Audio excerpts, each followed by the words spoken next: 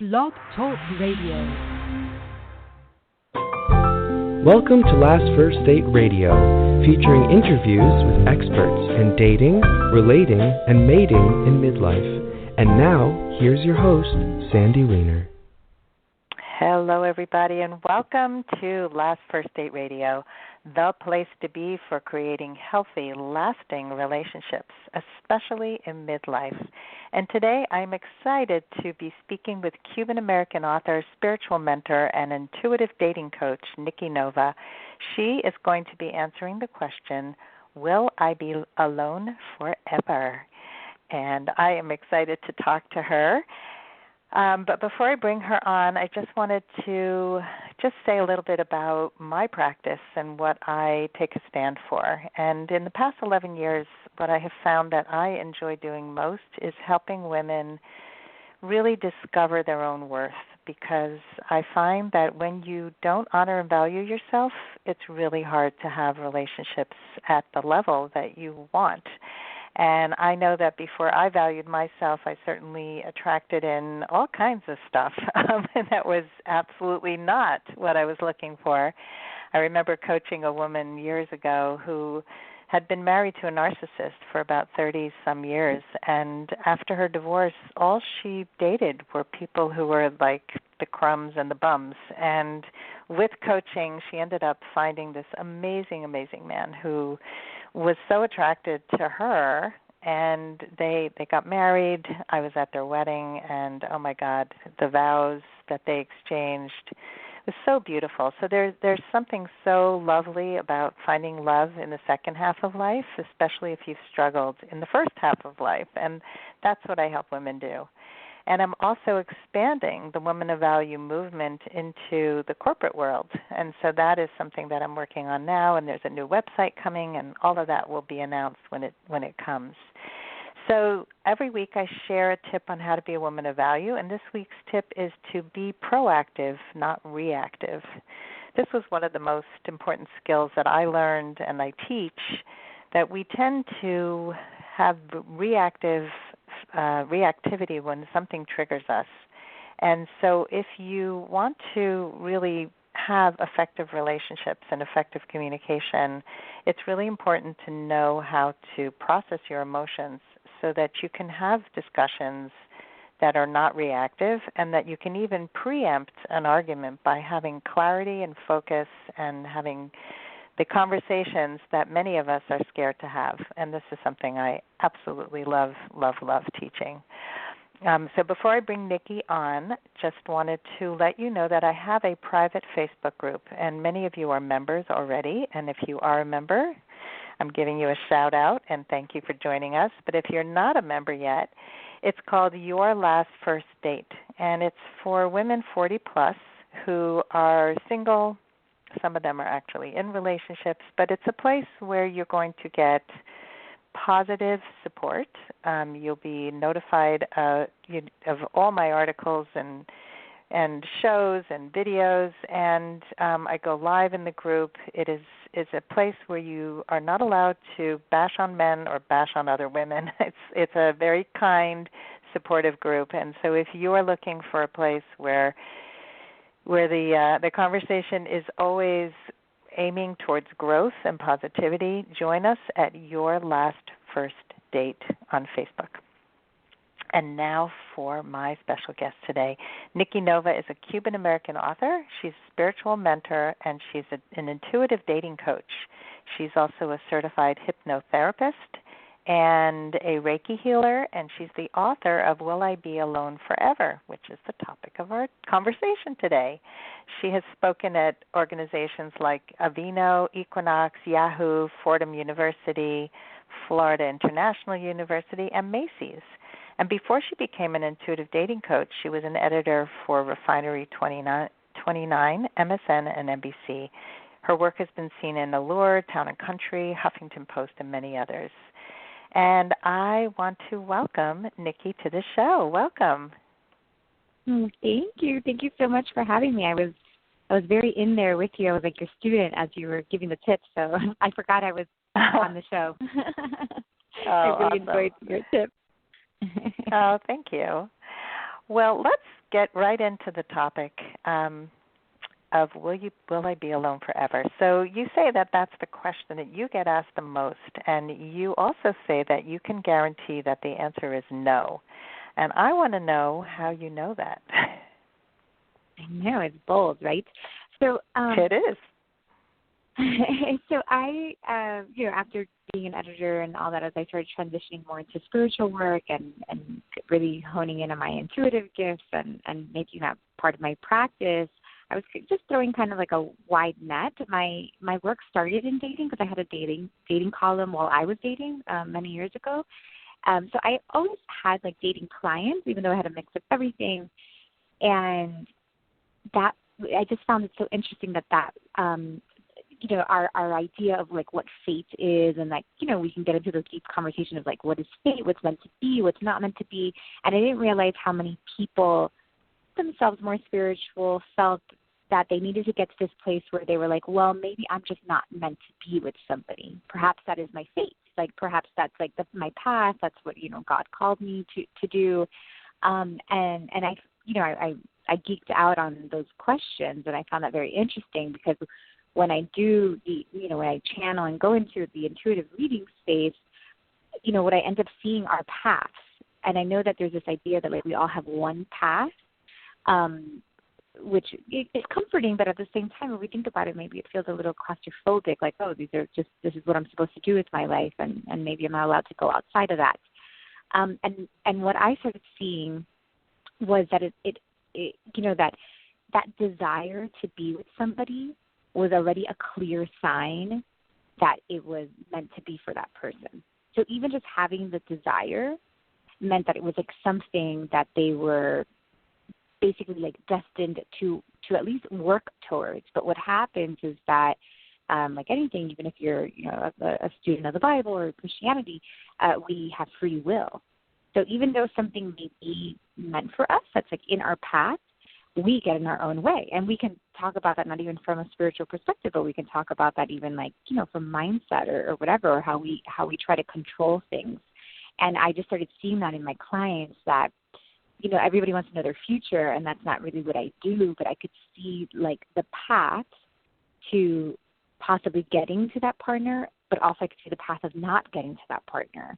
And I found that very interesting, and that really brings up the question, like, what is fate, and can we mess with that?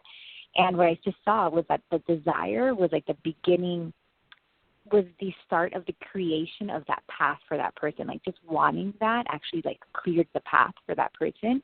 But what happens is that we get in our way, and there are certain beliefs, and and I know that that's a lot of what your work is about, like owning your worth and really feeling like you deserve it, and feeling that you deserve that kind of person. And then that's actually what clears the path for the person. So it's actually a spiritual process, dating, and it is all about like these lessons and this work that we have to do to come to wholeness, which I know is what you're teaching. And that is how they basically get a handle of their fate, because just by asking that question means that it's part of their purpose this lifetime. Interesting.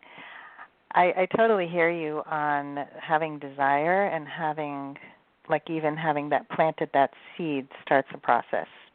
And yes, we certainly get in our own way. Oh my God. And I think one of the most interesting things for me was after my divorce, and I was married for 23 years, I saw dating as a spiritual practice for sure. I mean, I have refined who I've now become because of all the relationships I've had, and because each one has taught me something about myself, about men.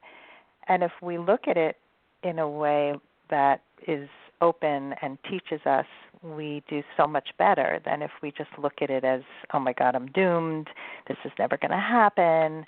We put up all these roadblocks and start making these generalizations, right, and assumptions that if this happened once, it's going to happen again, and all men are like this, and I will never find love because I've been ghosted 3 times. It's like we definitely get in our own way.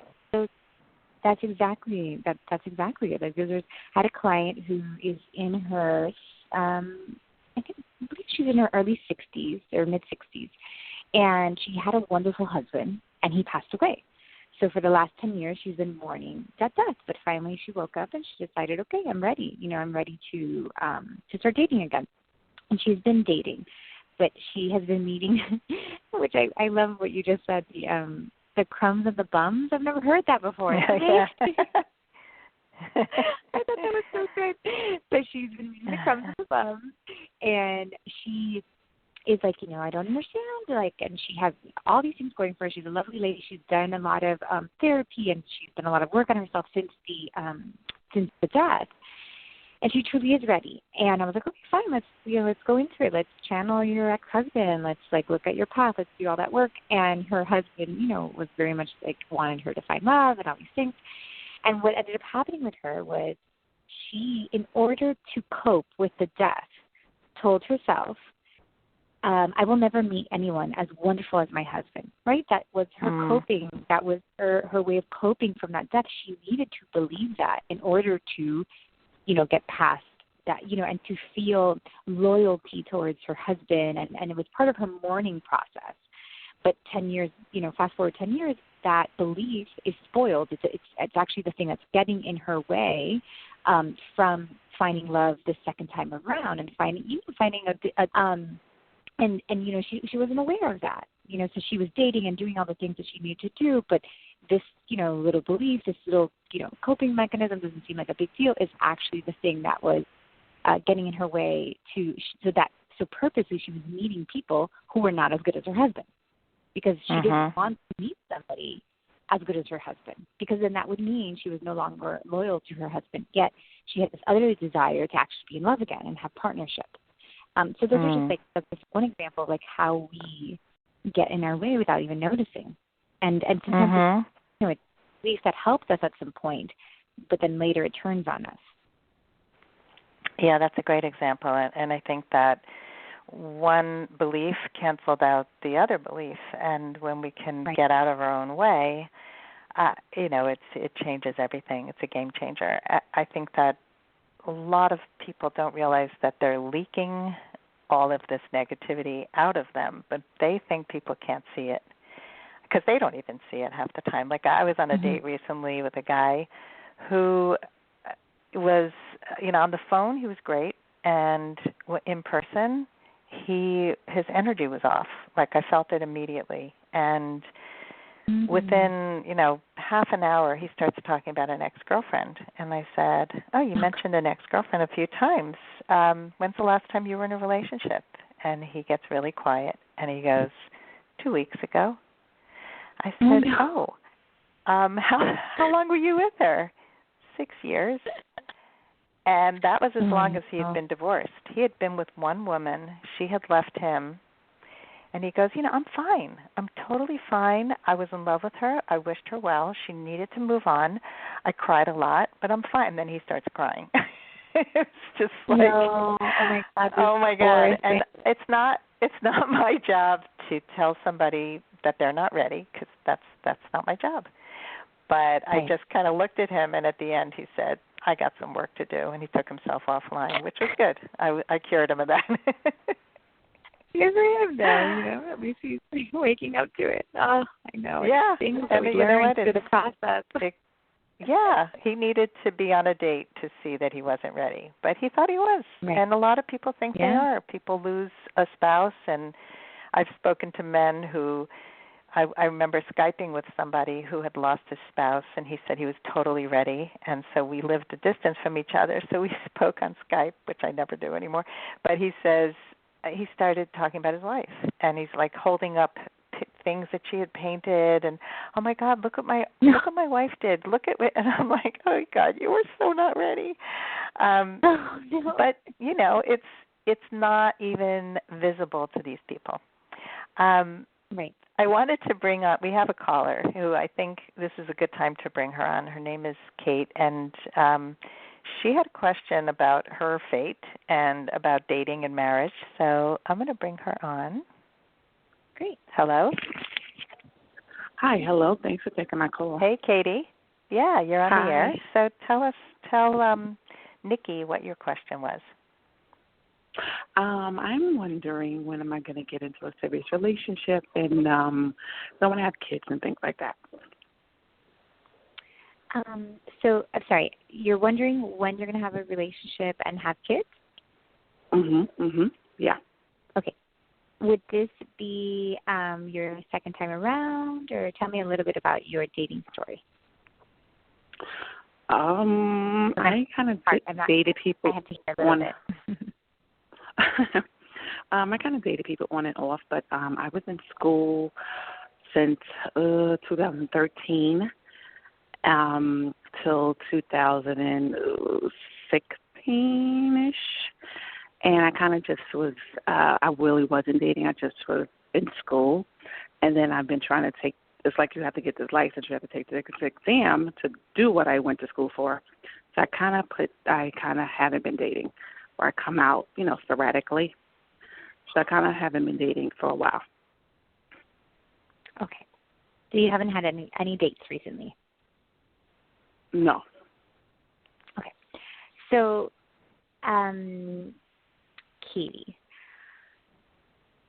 so it seems like, from what I'm gathering, is that you don't really like the dating process, or the there's just anxiety in meeting new people and going through that process. So you're kind of trying to figure out a way that you can jump over that whole try to get to the finish line as quickly as possible, to the point that the dating process is becoming almost like a monster to you, where it's almost like you're making it scarier than it is. The farther, how we haven't ridden a bike in 3 years. We can imagine how difficult it is, as opposed to if we would ride bike, every month or so. It would be so hard. And that's a little bit of what's happening with you when it comes to dating. So you actually have to pull the plug and actually take rip the Band-Aid off and at least start the process. And that is the only way.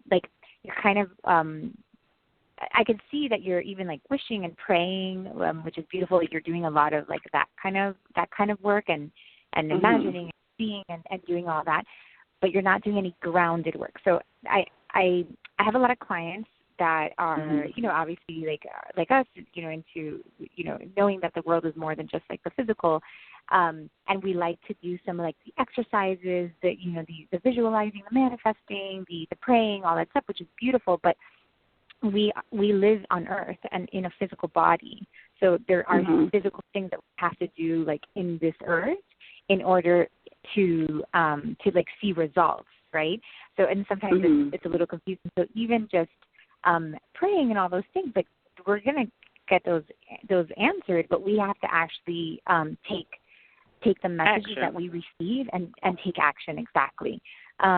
So for me, I'm more concerned about you not taking the steps in between. There's no magic to just I always say unless your Amazon Prime guy is really good looking and single, that we have to get out of our house to date. Right. We can't the UPS guy unless he's really good looking and available, maybe, but that's the only way that there's a possibility of maybe something. So we do have to do our part, because this is part of our growth. In order to be ready to be with that partner, you have to be willing to do some uncomfortable things, because partnership is not going to be a huge shock for you. It's kind of like the person that's oh, why can't I just win $1 million tomorrow? And it's well, that person wouldn't know what to do with that money, and they would lose that money right away if they actually didn't go through the process of learning, of being prepared for it. And really what's happening for me, when I look at you, is that God is preparing you, or whatever it is that you believe in, is preparing you for that partnership, but you don't want to be prepared. You want to just, and don't we all, right? We don't want to do that stuff. But that is going to be the first step for you, just doing a few things. And as you start to do that, and really be serious about putting some action into it, I do see you progressing quite quickly. But well, I do go out, but I do go out, but the thing is, it's about meeting someone you're attracted to, and if they're attracted to you, and if they're available, right? So I may meet some men, and they may have a girlfriend, but also I used to live, say, in another state. I'm not really that interested in the social scene in the state I live in. And I want a black man. So I don't know where to go to have available men that I like. You know what I mean? Well, yeah, like I know. Right. Are you in an area that there's not that many black men? Well, I'm sure they are, but they might not be my type. Like I want, you know what I mean? I'm educated. I want a certain kind of man. I may want a businessman, or, you know what I mean? So I think I can go out, but where I'm going out may not be the market I want to get from. You know what I'm saying? Right. You right. know? No, I totally right. understand. So, I think that. Are you? What do you do for work again? Right now, well, I'm working in compliance, and I am trying to become a lawyer. So I have some exams to take to finish that up. When you started thinking about becoming an attorney and kind of like you going through this process of going to school and all those things, like there were certain you had this goal and you were very clear on what you wanted to do, what steps to take to actually get there. Yeah. Like maybe I had to finish these classes, or I had to do this application. So same thing with this guy. Like if with this future man, right? If if you knew one of the steps was like, okay, I need to align myself like with what I want, then there's no point in unless I'm going to this bar to have fun with my friends. Of course, that's always possible. But I think that we love does require focus. It does require the same amount of focus that this path that you've made yourself to get into law school. It requires the same. The man requires the same thing. So, okay, well, if it's not in this area, then like you would get online, you would start researching like other options for how to get into school. The same thing with finding this guy. Like, okay, it's not happening in this area, or it's not happening, here. So, what are like some other options? Like, what are other, So what are you're other saying ways? I can take. This is so funny. No, I know some people say like it's like a like do it like you're doing a business, but I guess you're saying there's other steps and there's other avenues and there's other things. I mean, I am thinking about relocating to another state, and I'm just wondering. I feel like maybe the person is not in New York. Maybe they're where I'm moving to.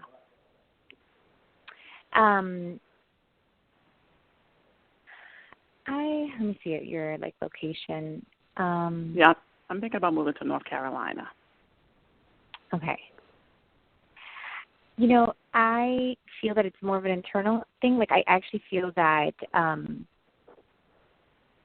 seems like you live like in a quite like a bigger area or access to other things. Yeah, you're just like not going outside of your circle. Like you're not going outside of your own That's network. Very true. Like you're that's very true. Like you're not going to true. like even just professional mixers or like things that are outside of your comfort zone. Like because you kind of feel more you feel more comfortable saying like I'm the big fish in a small pond, but going and being like like that's more comfortable for you, right? So instead of going and being like, well, you know what, I'm just going to step outside of my circle and I'm going to be a small fish in a big pond for a little bit, and that you don't feel super like you have the pride of being like the smartest among your group and the most accomplished and the most driven. But let's get out of that group. It's time to level up and go to another. I actually don't see it needing to be like a relocation. I think you have to open up your. I really feel like network. More about like network. Opening a network, opening more creative solutions as to like, and let's say if you are praying and doing something like that, it's more like show me other, not like bring me the guy. It's show me other opportunities, creative solutions to find the kind of person I'm looking for. So you're not necessarily like asking like God, the heavens, the universe, whatever, to do it for you. You're like, I'm willing to do it, but please, like at least give me a sign, like point me in the right direction, and be a little bit more open to these like creative ways to meet guys. I don't know what's coming. I almost feel like there's something about like networking, like just something about like business networking that like just even there's more even like meetup.com is kind of like coming up, and like where are these people meeting, even if it's for like a business situation, like, and we use as an excuse to like, but sometimes we also meet relationships. And I'm just seeing like I see you actually going to these like happy hours, but they're like business related and really going outside of what you typically do. Bringing a girlfriend to be like your wing woman, I can try that. Like, I can try. Yeah, I haven't been socials since 2013. That'll change everything. A little bit. Yes, and when I do come out, you're absolutely right. I do hang out with the same people in the same crowd at the same market. Yeah. And I'd like to add something here, if I can. Yes. I'm sorry, did you want to finish what you were saying, Nikki? Oh, no, I just wanted to say that you want to ask yourself why you feel comfortable in that circle and understand that it's doing something for you, right? It actually like gives you the self-esteem of like, I am a big fit. Believe it or not, when I go there and I don't meet anybody I like, or if I'm meeting somebody I'm not available, I get sad. I get really like thinking like maybe he's not out there, or maybe he's just, I need to get out this town. I need to move away. I get more, I felt defeated a little bit, like, oh, I shouldn't even try. I don't feel good at these parties. I'm looking for what I want. It's like, why did I even come outside? You know what I mean? It's like I should just stay in the house. That's kind of how I feel afterwards. I don't usually feel confident afterwards. Right, like totally hear you I on mean, that. I guess like why you feel like just being comfortable in your like this your is scenario. my cute outfit. I love it. Well, you can go to a whole new circle and wear that same outfit again. Yeah. So, Katie, if I can just add my 2 cents here, because I think what Nikki shared was terrific. And it's as if maybe you had a law practice and you weren't getting any clients, and you kept doing the same marketing over and over again in the same pool of people, and nobody was paying your fees. But then you found the right crowd, the right clients, and all of a sudden everybody wants to hire you. So it's really about changing up how you do something. It always changes your results. And one of the other things I wanted to add was that when you do want to get set up, let's say you were asking for a setup, most of the time people will say, you're amazing, I have nobody for you, I wish I knew someone, right? That's like the party line. And so one way to look at this, and you mentioned networking, and so it's finding the people you know who are connectors, like 4 or 5 people who know a ton of people, and you have coffee or lunch with 1 or 2 of them or 3 of them, and you help them think of people outside of their regular circles. So let's say you have a friend and maybe her husband works out at Planet Fitness, and you say, hey, does he know anybody there, or at the golf course, or I know you belong to this charity. Do you know any men? And you have to be really clear about what the qualities are of the man that you want. And that's one way to expand your circles as well. So I just wanted to throw that out there to really help people think for you without keeping it in a little box. No, I like that idea, too. You know what I'm doing, too? I'm starting like a food business, like a chocolate business and cake business, and I'm going to be out at events and trying to get it in, networking and different things like that. So that will get me out as well. And make sure you flirt when you're out there, because otherwise people are not going to know you're single. Right. Okay? Right. All right. Well, thank you, Katie. I hope this was helpful, and let us know how it goes. I will. Thank you all. Thank you. Bye-bye. Thank you. Thank you. All right. Well, that was great. So that was pretty much the whole show. You're so cute. So let's. I think this was actually really great because a lot of people who listen in will see how like thinking that it's your town, because this is so common that people think it must be the town I live in. It's almost never the town. It's almost never what you think it is. Yeah. And so this, it's important. Yeah. I always say, like, your baggage will follow you wherever you go. I had this I have this client who's also, second time around, just has 3 boys, but divorced, and lives in New York City. And she would always tell me there's just nobody in the city. And she's a very, like, well-educated woman. I'm like, that just sounds stupid.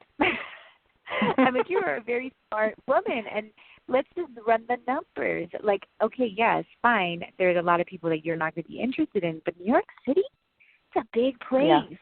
And people come in and out of that city all the time. If you told me, you lived in a small town in the middle of, the country, then fine. I would maybe listen to you. But we really have to look at how we stop ourselves from accepting love, how we really block ourselves from accepting the possibility of love. And simply by saying that there's nobody for me in the city, I mean, you are drawing a line. Yes, I agree. I will say that in a big city, there's so much choice that often people will be more selective, and it can be more difficult in that sense, because like in a city like LA or New York or Chicago, where you have so much choice, there's that paradox of choice, of too much choice, and people are just like, oh, I'll get somebody with blonder hair and, curlier hair and darker hair, whatever. Right. It can be. I lived in the city for a while, and I felt that way. The over-the-shoulder look, like, oh, you're nice, but, like, what's behind you? So you can get that. Right. But again, if you are a person who walks around with confidence about what you want and who you are, and you know how to, really connect romantically, it's going to be much easier. So as we come to a close, as I just want to get a few more things in, so I would love for you to give us an action step to help people get out of their rut, to get past some of these blocks. What's one thing people can do today to get past the blocks? I would challenge people to start listening to how they speak about dating.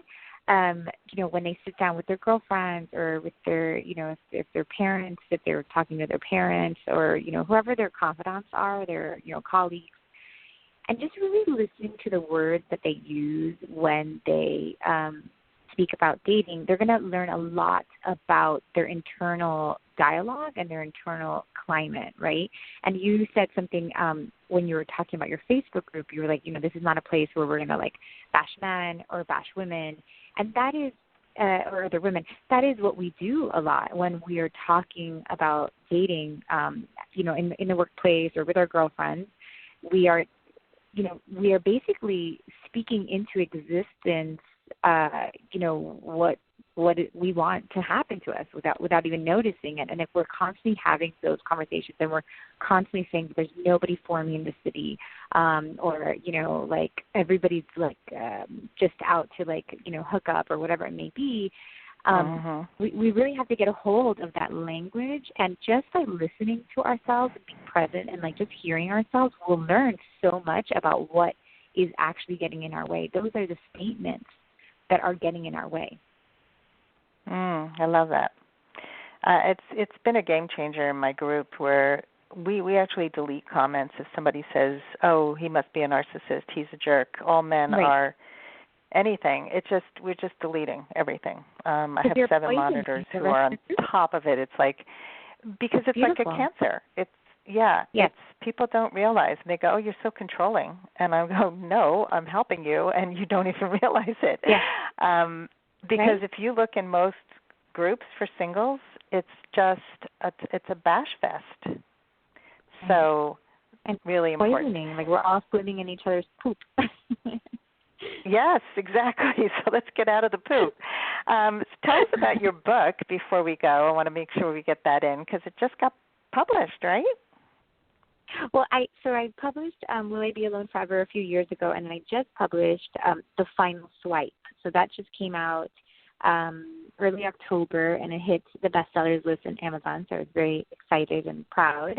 And that book is actually a formula from, just feeling frustrated with dating and just feeling like at our end, to actually getting to this place where we are in very much clear and in that kind of vibrational field of love. So I take them through the process of, the first step is clearing space. So we talk about all this stuff, really finding what's in us, what are our beliefs, what are we, what's the forgiveness that we need to go through, like really just doing that healing of the heart process. Then the second phase is getting very clear on how you want to feel in a relationship. And then the third part is the actual dating, like actually taking action, because a lot of us get comfortable with, the homework and being the student, that sometimes we don't actually, it's scary for us to take action. So that's the third part. And it's received really great reviews, and I'm very grateful. And it's just a really nice intro into my theory on how we get over that block. And it's what I did for myself when I myself was hitting walls and not able to find the right person for me. Because I was finding people, just not the right people.